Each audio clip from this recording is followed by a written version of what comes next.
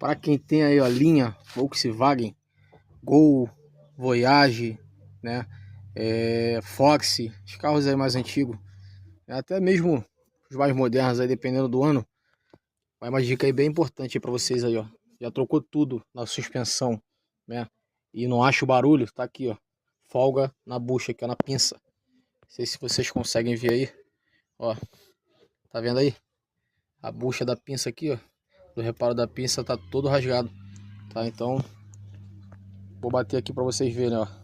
Ó, vocês podem ver aí, ó. Tá vendo? Tem uma folga aqui, ó.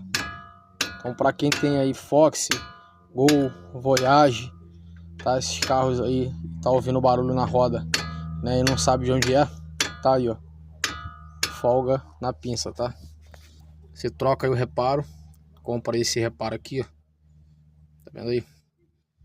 E faz a substituição. Lembrando que tem que retirar para ver o modelo, tá? Porque geralmente tem dois modelos.